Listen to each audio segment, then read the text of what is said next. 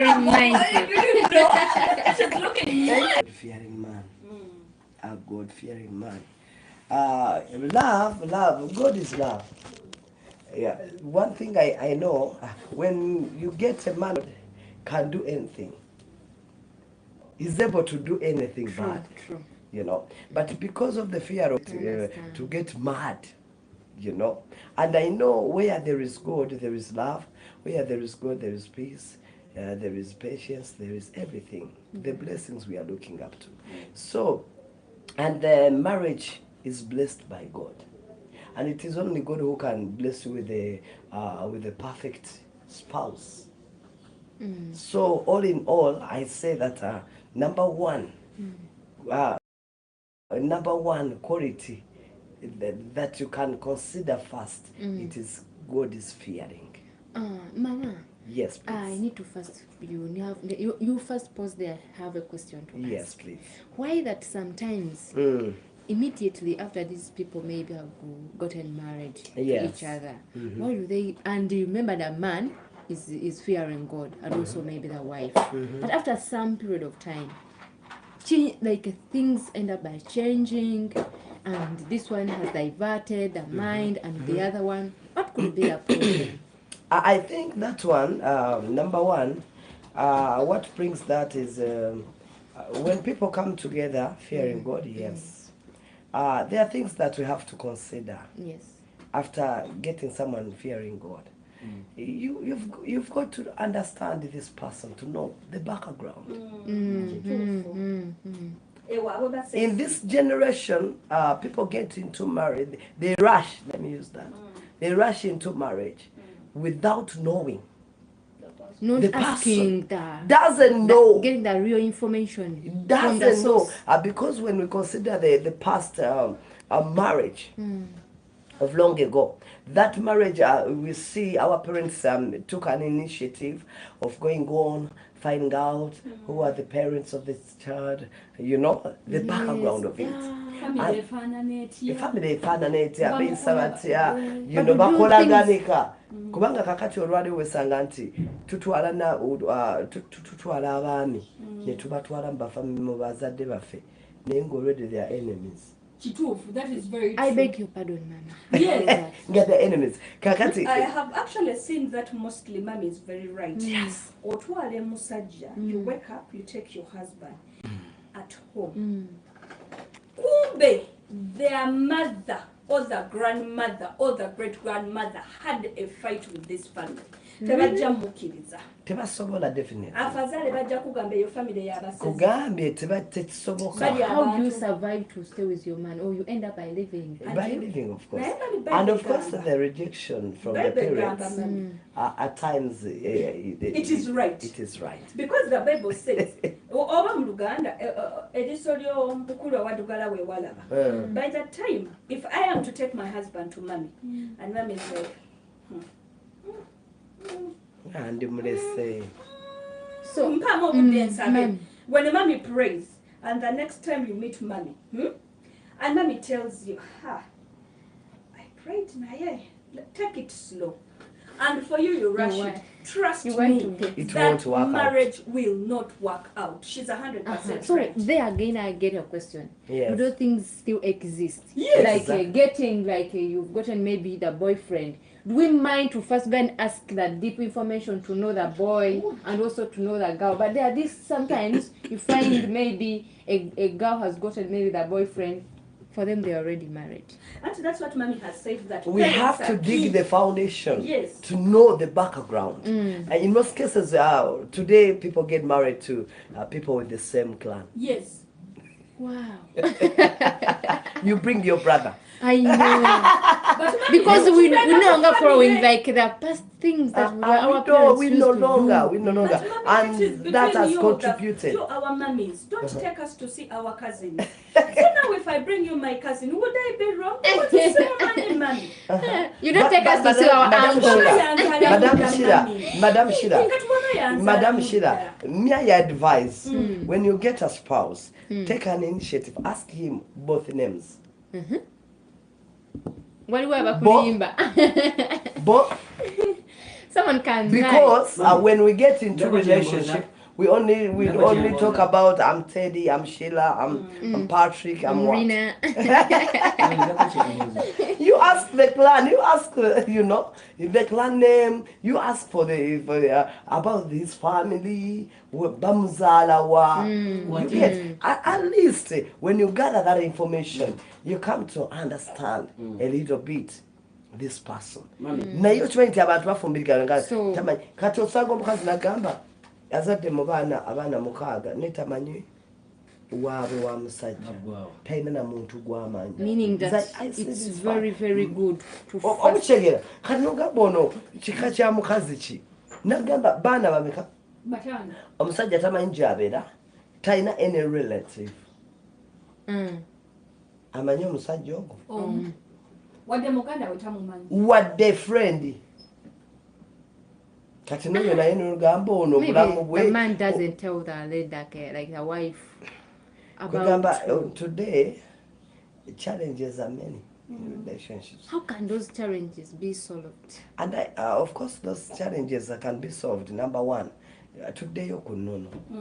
Today okunono. Olabo olwaleero modernity ejjewo eno nenga ate ennono zino ze zayamba z'empisa.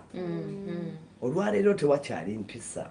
Omwana ojja okukyalira muwala wo ng'awasizza n'ayimirira n'awa omusajja amazzi gali mu giraasi.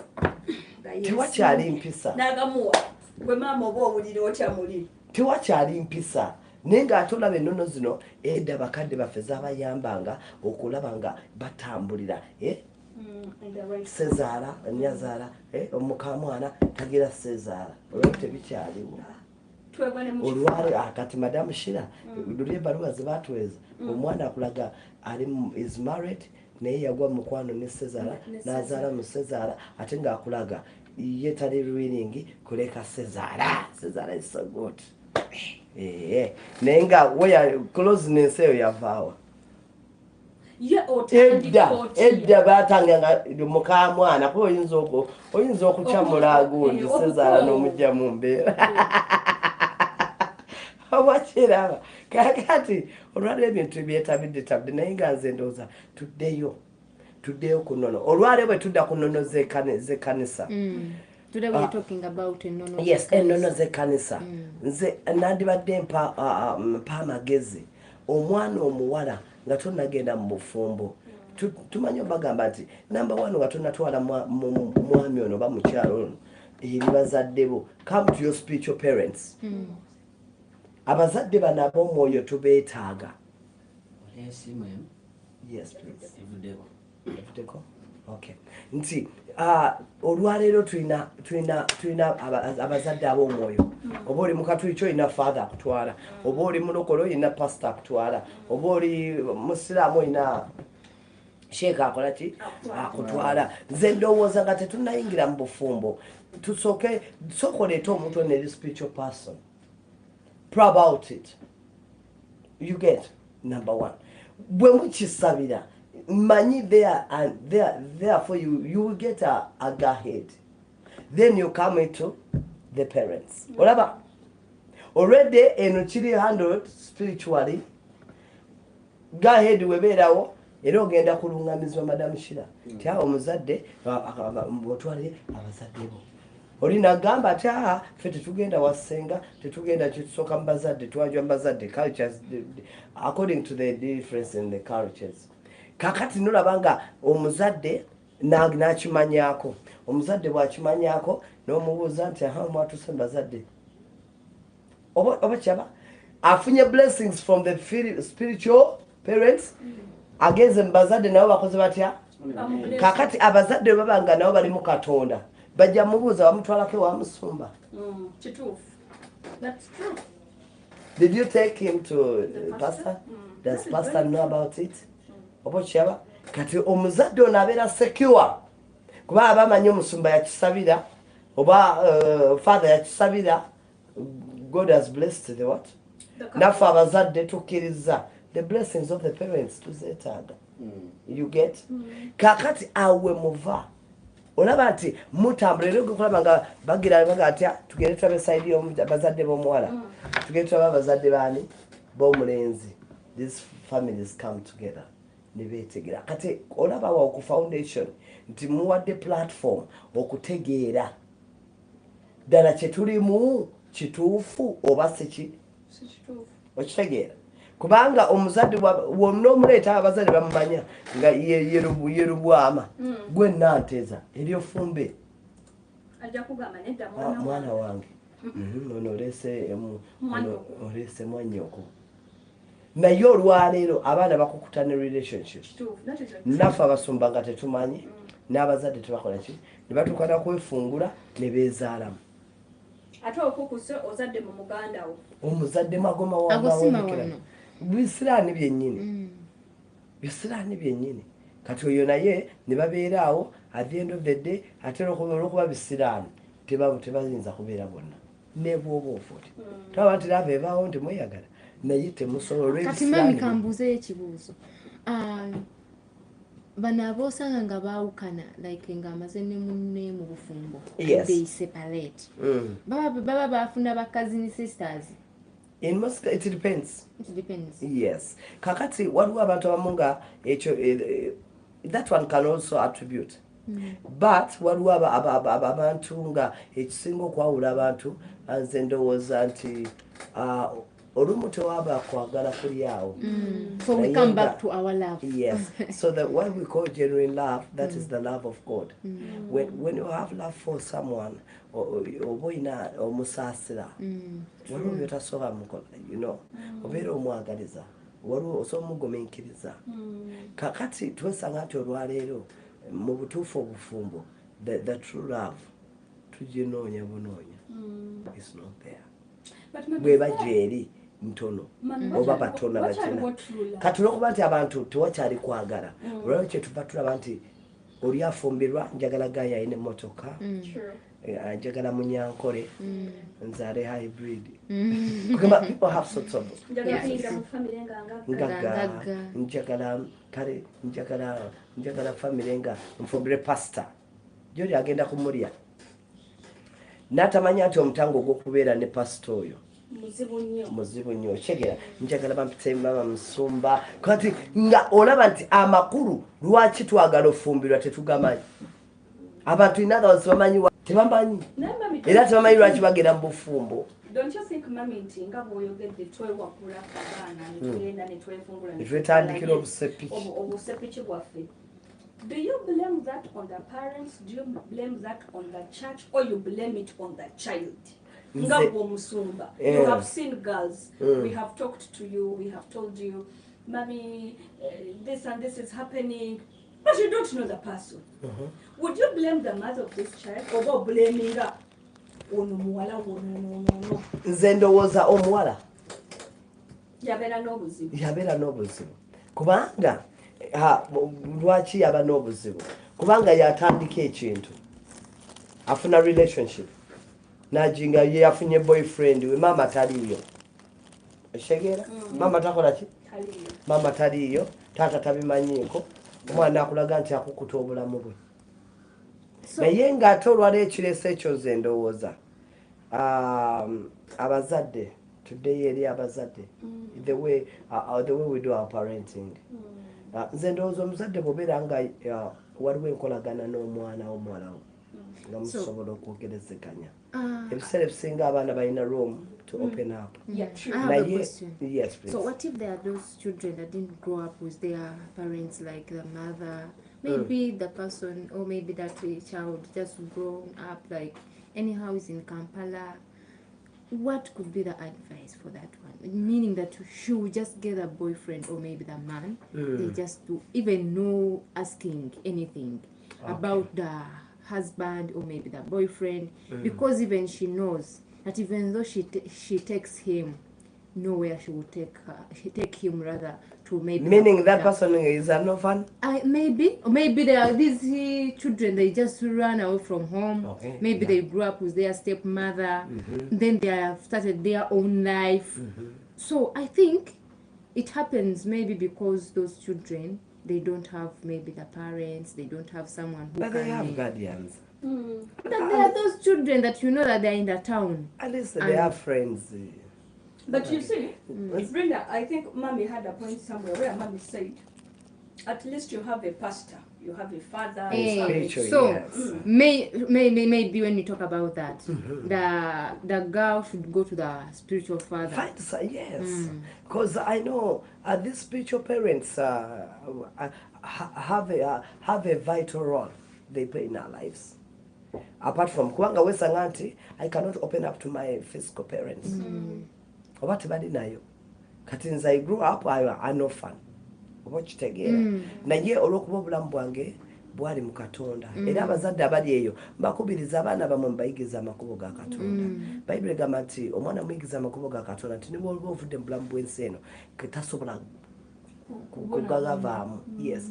Bazadde baffe baafa. We have relatives. We have differences in the clan, differences amongst the family members. I have my siblings. Obokitegeera. Naye nebaza Katonda nti olw'okuba banjigiriza okuweereza Katonda nti niwe baafa nasigala ndi mu kanisa.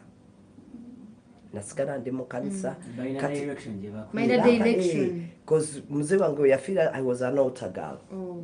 Time netuka I grew up. Ebizibu ne bijja nesanga ndokose ne bambuli enje nendokoka kati nendaba ngate mu bulokole buno nafuna access to the pastor. You're free to open everything to them. Counselings. Kwejusa bibi. Oshegere eri kwejusa bibi. Kati nendaba nga obulokole buno pastor ate nabanga atwagala nnyo is a father era Pastor Gerard Mwebe, Streams of Life, may God bless you. Because wabeera uta wali musumba naye ati wali taata. Kati ne chimpo obudde nendaba nga afunye omuntu gwensobola okubulyako nayeka bango byawaka nakukansolinga nagamba hey, God is going to help you. So, and you prayed. Should I ask another question? So everyone should get saved. Because if you're not saved and maybe you're in church, sometimes it becomes hard. It is hard for me to approach a pastor and start narrating every story that is about my life. Yes. So maybe you're advising everyone to get saved. If it is possible. If it is possible. But and another thing, because also Sangamu, you cannot open up to your pastor. Never know your prayer partner. You share out and then you pray. You're encouraged. You know? Yeah.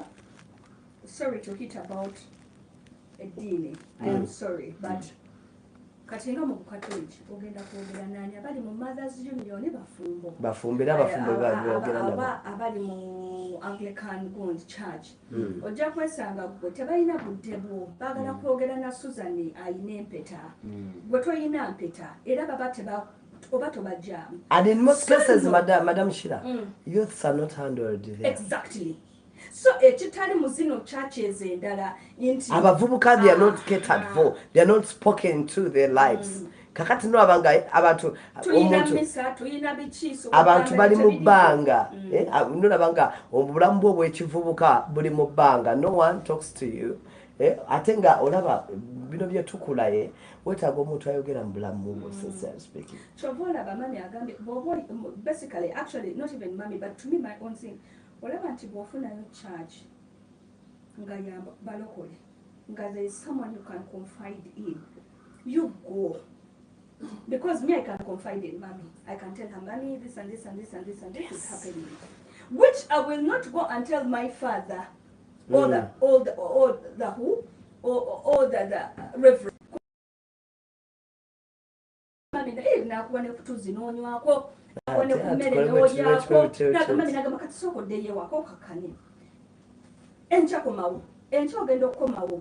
The other love that she gave you, it times 100. So will you go back the other side? You will look for her. Because today people are looking for her comfort. Exactly. People who give them time. People who can speak to them. Who can share their experiences. Mukama Evans. Kakati, of course, iranga bagameti anyway tetuwa no konta na dini.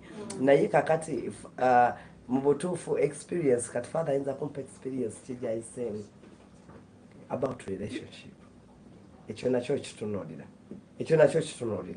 Nate bw'ojja eri omusumba osanga mufumbo ajja kubeera mwana wange go slow with oyagala fumbira emyaka okyali kakkana ajja kubuulira mu ngeri emu oba ki. At times, what if me I've gotten my boyfriend and for him is ready to take me, to wed me, and I'm also ready, and the pastor is telling me it's not the person, it's not the person. One thing I can and me, I'm feeling like that's the real person that I should go with. Feelings are mutual. And the pastor is telling me, yes. No, wait, little. I want to tell you this. About it. No, I want to tell you about this. There are lots of marriages that are broken because of feelings. Yes. Waliwo balina feelings z'abaganda baabwe. N'agamba sister we namwegomba. So marriage is not based on feelings, my dear. I'm telling you. Madam Sheila, do you remember the other girl who told us brother? Because of the feelings. Yeah, we even have more letters, but we shall not look at them. No, Gamba, I have feelings for my brother. My brother and really?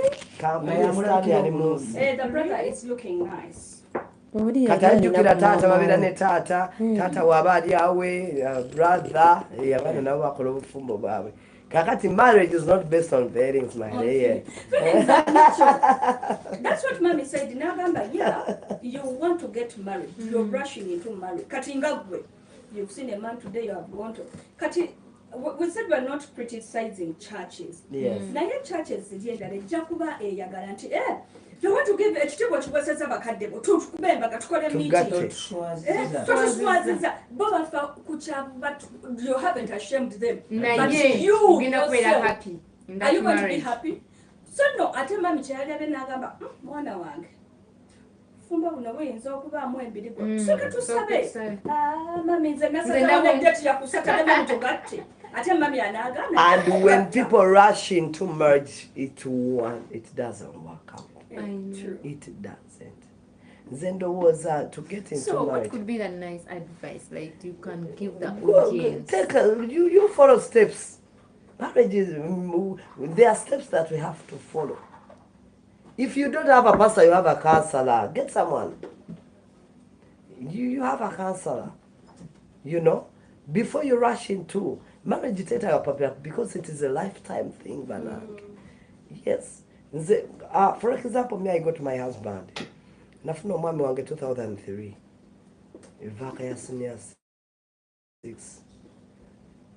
Naye olwokuba nalinamu entisa ya Katonda. Nasabira relationship yange I for one. Ebiseera ebyo tewaliwo counseling nze. Nga Yesu ogenda omusoma nagamba believe God. God bless you. God bless your marriage. Let us believe God. Yali enkola yedda. Naye olwokuba nti nze I had developed my personal relationship with my God. Era nga nina esala gye nsaba because I grew up in a marriage, in a family, nga bazadde bange bafumbo. Obufumbo bw'abazadde bange bansanyusa. Olwaliwo ne marriages zimenyeka olw'okuba nti tuvudde mu bufumbo obwamenyeka. Era abaana tulabye bingi okuyita mu bazadde baffe. Taata akuba maama. Uganda also black. Mama yeekolera sente ze mama aboggolera taata. Naawe enkyokera ng'ofumbirwa bye wakula olaba byogenda okufulayo. Kaakati okuba nakulya mu bufumbo nga bazadde bange baagalana balina Katonda sente weeri batuzadde naffe batwagala maka gali bulungi bateeseganya saabako mama wange ng'ayomba ne kitange oba kitange aboggolera saakiraba. Kakati nekula nga neegomba nina byendaba nga neegomba era nakula njagala obufumbo. I started praying for my marriage from senior 3. Yes. Wow. Remember, I want to be that responsible mother. Wetegeka. Yes. Kachiti kigambye nti I know. obufumbo abantu bakapira obufumbo n'obufumbo bwakwetegekera. There is one person that made, one pastor that made a statement and say that, no, you're saying they are rejecting me. Think about yourself. Are you ready to fit in that marriage? That is rejected. N'omutwale wa pastor n'amugaana. N'omutwale wa mama bazadde bo ne bamugaana. Are your behaviors qualified that you can fit in that marriage? Ne mugikola. Abazadde ne batajja. Omanyi waliwo ebintu gwe bigira n'okulemaga abazadde nga n'abazadde bo tebamanyi. Nga gyebali. N'ayita mikwano gye. That is very right. Uli n'agenda for introduction n'atwala mikwano gye gyokka. Really? There is no blessing kabisa. Tebuli. Oba mikwano, whether we like it or not, the blessing of parents oba of your family. Nze bazadde bange baafa naye nebaza Katonda lwa brother wange yatukuza. I respect him kubanga yali mu ntebe eyo. Ne bwe nali nga ngenda kufumbirwa era brother wange gwe natuukirira. N'olwaliro twesanga twetubanga tubeera baluganda oli agamba brother wange brother tayinza kulya bintu oshegera taata wange yafa. Nze kyo nakigamba omwami we ne mugamanyi twala ebintu ebisaamusaamu because my brother wange wali baganda bange we bali ate omwami wange biseera yali nga naye muvubuka namuga atugende nangamba nkubuulire abazadde twala nti bafa ne bateeka abasika mu ntebe abo baba representinga nanga nti ngenda kutwala ebirabo bye nanditutte mu maaso ga kitaawo. Essaawa eno netwala obuntu obutaliimu ne kitaawo gyali ajja kuba amaka gaffe tetujja kufuna mukisa. Those were the statements of my husband. Era ne twanjula nampesa ekitiibwa yatwala ebintu ng'ogamba taata. Today my husband respects my family. Olwaliro ffe bennyini abaana ab'obuwala odda wali n'ogamba bbaawo nga taata wange teyalabye yammange oba okitegeera no degrading your father your parents before your husband talibawo kitiibwa. So we need to respect n'ebyo byonna of course you don't need to share your differences of your family with your spouse.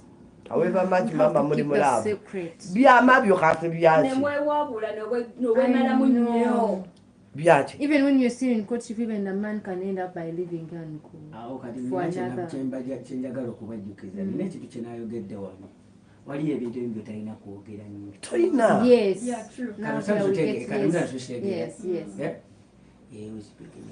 Meaning that there are things you're not supposed to tell me and there are things that I'm supposed to hide. Yes, and ebintu ebyo byewesigaliza bigenda bayamba to hold your peace in marriage. Kakati otuko twala omusajja ewammwe naye ng'olwedde wamweyambulira dda famire yo. Agendayo ng'alwedde amanyi. Ebyakulangira mwe mutabuke. Ayoga obusiruwa nnyo kati bwe yabazaala batuzaala 8 buli omu ne taata we obinyumya ki? For what? For what? Mama love kiki ekyo? Kwefuga kwennyini. You get? Taata waffe alina abakazi 8 kale ye omwami anoonyereza abyetegeere naye nga ebyo ebintu ebimu talibadde nga gy'okoma bigamba omusajja ono ayongera okutega ate n'akutamwa kubanga tebinyuma biba biswaza gwe kakati lyate kati yatuwuliriza ye alina ndowooza ki ye erowooza ku ekyo nti maybe if you want to be in a relationship and we are still on our theme that what could be the first priority to fall in love or to be in a relationship. So we would also like to have the ideas from the listener who is tuning in magically also to call in and tell us the ideas or maybe their first priorities and we compare. One head is better than one. So we share the ideas and we come up with the solution. Maybe what could be that person's idea, I think, this junction. Yes, on 07830645330. 07830645330. You can call in. Yes, and also jumping to the topic that we are discussing today. Mommy, there's something I said here.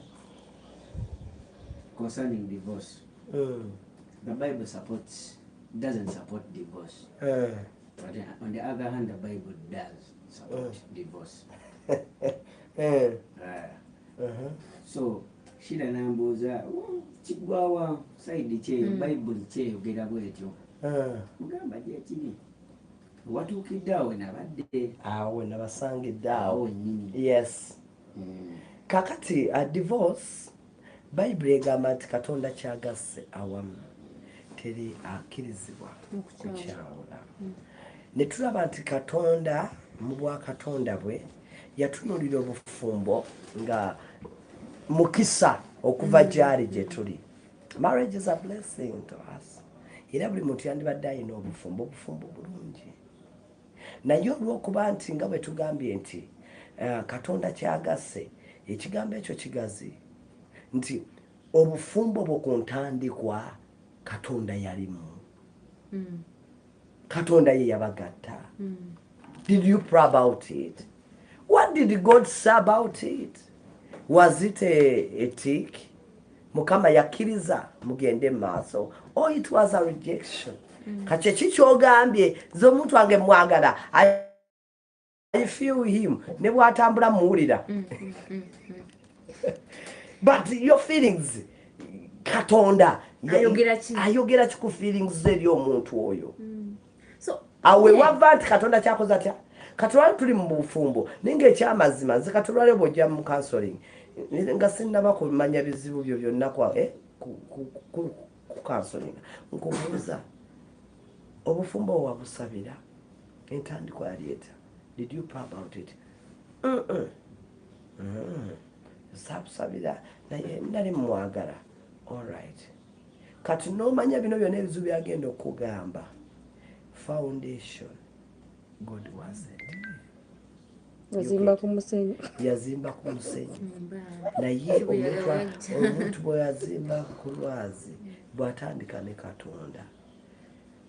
Marriage eno ebeera ku lwazi nti si lwakuba temujja kufuna bizibu. Ebisoomooza mujja bifuna. N'olwokuba mwazimba Katonda. Nze olwaleero ndaba mu bufumbo bwange kati myaka 21. Yes, please. Yes, caller. Amina. Hello. Yes. Chilenga Michael, the one more check. I won't put him. Nkuwulira ssebo. Ensonga emubaddeko okuba omulamu omukulu w'olidda okuba nze ngufolowinga about the relationship. Okuba ebisinga munaye mubyogera naye ng'ate biba kwesi ku mitima gy'abalala. Happeninga mu ggwanga. Yes. So nze kyembadde nteesa nti buli kimu obufumbo okuba kuteesaganya. Okay. Nteesaganya oba tebuba obufumbo. So olina okompetentinga buli omu n'abeera ng'ategeera munne mubanga musobola okukwataganya ng'abantu abamu. Okay. Obuva wammwe ku basement y'ewammwe kuba singa osinziira nti oli bye bakola ewaabwe ate abalagala nnyo ate abigetegera relationship ekitali kirungi. Naye nga mu byonna bino byakwebuulira bugumiikiriza oba bugumiikiriza eri munne. So ng'ekyekyo kyembadde nteesa. Tweyanziza nnyo ssebo. Tweyanziza nnyo ssebo kubanga otuwuliriza. Ekintu kyakoonyeeko nti okutegeeragana. Understanding.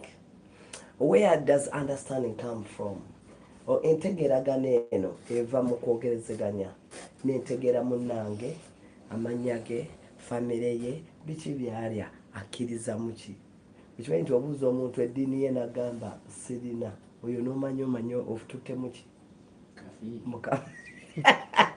Bw'abanga si mu Advent, simupoto simulokole simusiramu oyo manya agwawa wansasi definitely oba kitegeera katulaba nti okutegeeragana kakati mu kutegeeragana kuno kujja okuyita mu kwogerezeganya bwemujja ne mwogera nakubuulya ebimu ayinza okulimba naye atisita ebitonotono byoba okoze eki kakati olw'okuba nti nze olaba nalinga nsaba in most cases nabuuzanga mukama about Charles nga mukama my husband ali atya kubanga ebimu tajja bikumalirayo ate mwayinza okulimba oba okitegeera n'omubuuza about education background n'omubuuza muli bameka ewammwe nakubuulira of course mu kwogerezeganya okwo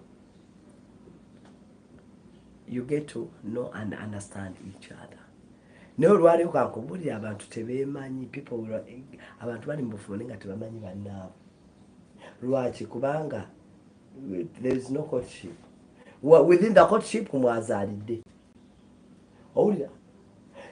Abamu ne courtship tebeera mwezi gumu nga bafumbiriganwa aba yakayingira mu bufu agenda okuva mu honeymoon ng'ali lubuto tebanneetegeera. Owulira? Tebanneetegeera. Afunye olubuto changes zijja n'olubuto mukambwe muzibu waliwo abayiwa embalabe bikoze bitya omutannakutegeera oba kitegeera alaba ate another version ya lubuto temunaba kwegamba kufuna budde obutegeeragana n'okubeera nga muzimba that affection amongst you oba kitegeera feelings zino mugenda muzizimba zikula n'engeri gye weeyisaamu gye mwerabamu gye mweyiga gye mukola mutya kati oli agize ayingiddeho olubuto abaganda bagamba eddi ebbiri kusooka na mwana meaning omuntu wakamulaba akulabidde mu version yaani maama w'abaana eyaleese fiance temunna building that relationship eyo yaki eya fiance foraba twamala emyaka 6 nga tetuzaala nga naye kyatuwa obudde okutegeera buli omu kyatuwa obudde okwogera ku marriage yaffe how we want our marriage to be kyatuwa obudde okumanya nemmanyi omwami wange taagala byakuzaalirawo ate nga namufuna nga mukuluko ku nze bwe yaŋŋamba saagala kuzaala ne ŋŋamba oba ayinayo ki oba abaana bayazaalako oba kitegeera kuba nemufuna ali mu 30s nga ali mu 20 kati nentandika okukisabira nga mukama mbikulira omwami wange ono nenebaza Katonda nti yali yampa ekyabo nga bwensaba mukama mbikulira ekyo kyemba nsabye mukama nambikulira naŋŋamba yo mwami wo biki to find out nga talinayo omwana so yalina girlfriends. Yes. That I also want to ask. Yes. How do you separate the two voices? The two voices. That comes to maybe assuming you're praying for something. Yes. Maybe you're praying for the relationship. Yes. There is a person who is tuning in right now. Yes. Maybe also has the question that I'm asking. Yes, now. please. Yes. How do you separate those voices and you know that this is a voice from God, yes, and this is and a voice of imaginations. mine, imaginations. My dear listeners, number one, how you can differentiate the two voices, the voice of imaginations and the voice of the Lord. Number one, I know when God speaks, He confirms His word.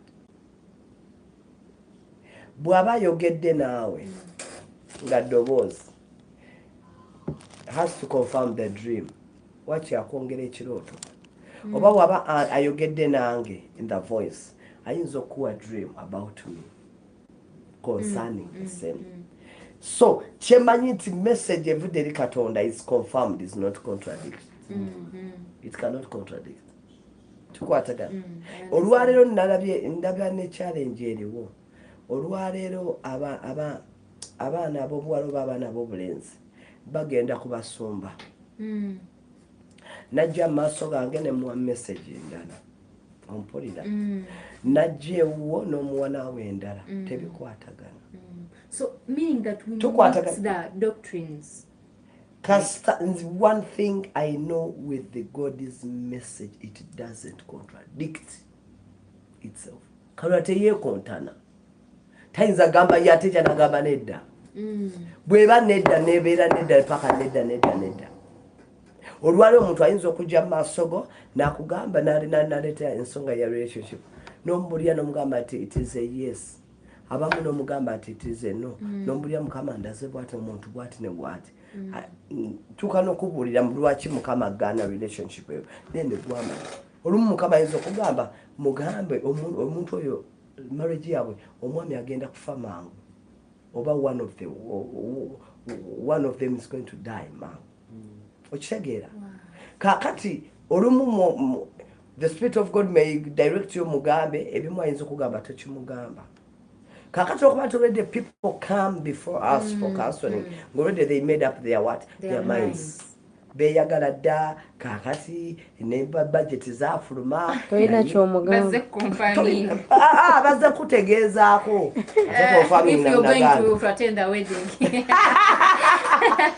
okitegeera kakati newesanga nti agenda okujja olwedde nga bakola dda budget kati nga newe omugamba nti it's not right ogenda kumenya mutima bwagenda ewo omulajja mugamba wamma yoyo kakati abeera wagambe oli yaŋŋambye siira nze kyobalaba bw'oboze maaso gende first day message mukama gyampa ne bwodde emirundi 8 I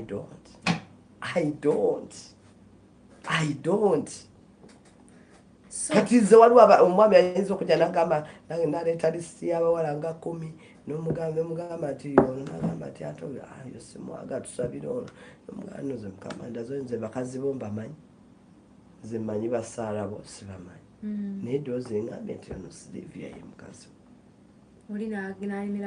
nalemerako nadda ne counseling eddako nagamba musumba katonda akyayagala Silivia atuwe saala ono nomugamba edda mukwano ekyo tujja kifuna mu nze maybe you can go elsewhere mugaye ono Yesu ono yinza okuba gwoyagala naye katonda ayina ensonga ate katonda muzadde taata teri muzadde ayagala mwana we agende mu bufumbo bukyamna muntu mukyamu naye olw'okuba nti tetuwuliriza obugamba maama nnemesa naye era tusobola ku nkomerero ofundikira ofunye eki bizibu kakati nze number 1 okwawula eddoboozi ya katonda mukama aba yaŋŋamba ekintu I expect a confirmation from other people bw'aba tampadde bantu balala era he speaks to me bayibuli egamba nti ayogera omulundi gumu ewaawo emirundi ki ebiri lwakuba ffe abantu tetusaayo mwoyo mukama akuwa ekirooto n'ogamba ekyabadde kirooto oyinza n'okuloota nga mutuufu ekyamazima ebirooto by'oloota ku spouse wo nga biri negative naye olwokuba olina feeling laavu yayingira ebirooto ga stand to baye mukama aba ayogera yes n'oloota omusajja ng'olaba aze wammwe ate aleese mukazi mulala maama gwe notakisaako mwoyo nti mukama akuwoninga ti omuntu ono ojja mutwala wona mujja teekateeka ogende wammwe naye ajja kutwala muntu mulala si ggwe era abantu abasinga bagenda okujja era lisinga mbabuuza ti did you pop out it yes mukama yali akwadde any message era byokulanga ebirooto byonna ekyamazima ate naye aba abimanyi nga avunulamu akatonotono nalootanga tuli mmotoka ate nange kulaba nteeka mu bbuutu omukazi omulala nayingirawo birooto namugalya mu bbuutu yagenda okulaba nga ate omukazi omulala ng'ayingirawo ng'amutuuza mu ntebe nga ono ali mu maama kakati obulamu obugenda okuvugira omusajja akuvugire mu bbuutu gwira mama era otola nti mukama akulaga naye sometimes we reject that so gwampuliriza ali eyo katonda kimu kyomanyiko kwawula eddoboozi lye message ye gyabakuwadde yeeyo oba kitegeera ate era kiddayo nti kati gwolaba olwokuba nti already obeera in love with someone ne bw'osaba ne bw'oloota oba omuloota oba omwolesebwa kakati gwezizo bw'osaba mukama oba olina okusaba mukama abeeko ogwawa gwakibikulira era olw'okuba nti katonda atwagala ate nga tagala tugwe mu nsobi era wesanga waliwo omuntu era ajja nekyo nagamba Madam Susan nakufunyeko ekyoto ekyo kati olwokuba obeerawo omugundu oteewaayo nnyo okuwuliza ddoboozi ya mukama nakulungamizibwa awo abasinga we baviirako kubanga olwokuba omwanga era olina kuloota birungi olina kuba nga oli ku sayidi n'ebirooto sitaani byakuleetera gwekimanyi ne sitaani atuleeta ebirooto aleeta ebirooto nga ddala nga ki bikwolekeza mu kwagalako not the will of God.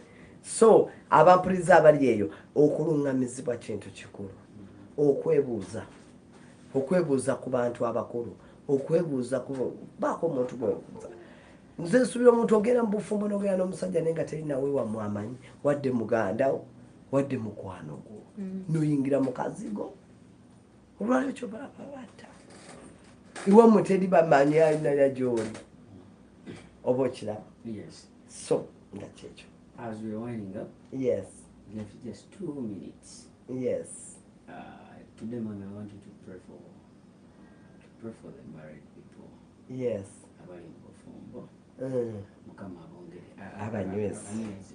Wow. Okay. Kama abalungamye bulungi abatambuza kale katusabe. Taata omulungi Katonda wa Ibrahim, Isaka ne Yakobo tukwebaza Mukama olwa session yaffe yaliro Mukama tugabanya amagezi, tugabanya okumanya, tugabanye Bible egamba nti akyawo okumanya, akyawo okubuulirwa era akyawo okubuulirwa, akyawo okumanya. Taata tukwebaza kubanga mukubuulirira kuno mukwogera kwe twogedde Mukama ogasse okumanya ku bulamu bwaffe era nga tumanyi Mukama ate tugenda kubula kubanga Bayibuli egamba nti abantu bange babuze olw'okubula okumanya n'okutegeera. Era Mukama y'essaala yange Mukama Taata nga nsabira abafumbo abali mu bufumbo bwabwe Mukama Katonda nge Taata Ayinza byonna Mukama Kitange obufumbo bwonna mbunyweza ku lwazi kulwazi Yesu kubanga manye Mukama bwe tuzimba kugwe teri ki Mukama Taata kigaana ebitasoboka byonna maaso go Taata bisoboka Mukama eri abatandika obufumbo nga Mukama nga toli munsabye Mukama bakwasizeko Mukama osomola amaka gaabwe abali mu maka gagezesebwa nga gabwavu nga tebazaala ndwadde Mukama butakwatagana nsabye ayo Mwoyo Mutukuvu omaamire eri amaka amire eri obufumbo butukuvu obwo Mukama n'aba Mukama Taata abayayana nga bagala okukituukako Mukama Taata Omwoyo Mutukuvu yeyeka asobola okumamira n'atereza agamaka gabadde gatabuse nga bwe yabamira ku nsi nedda mu nteeko. Nsabye amaka gabadde gatabuse Mukama Taata gadde mu nteeko. Nsazaamu zi divorce Mukama kubanga omulabe Bayibuli gati yajja kubba kutakuzikiza naye gwajja tube n'obulamu. Nsabye Mukama osigale ng'otunyweza onyweza amaka Mukama ate ffe tusobola okuba nga ffe tugenda okunyweza abaliddawo Mukama Taata abaana baffe balirabira ku bufumbo bwaffe nabo ne bafumbira mu bufumbo butukuvu Mukama era nsabye n'abo abali mu courtship bawe ekisa baleme okweyonoonesa Omwoyo Mutukuvu balungame mu makubo ag'obutuukirivu era batuukirize kukula eri obufumbo obutukuvu Mukama era nsabye omukisa gwa Katonda oguva eri Taata Mukama Taata ogutandika obuyinike Mukama gunywezebwe eri abafumbe abali mu courtship Mukama Kitanga Ayinza byonna baleme okulaba nnaku Mukama baleme okwejjusa lwaki bafumbirwa obufumbo bube sigale nga tabaaza eyaka mu ggwanga lyaffe Uganda mu famire zaffe mu bulamu bwaffe makanisa Mukama Kitanga Ayinza byonna mu nzikiriza zonna nsabye ekisa kyo Mukama kibeere naffe.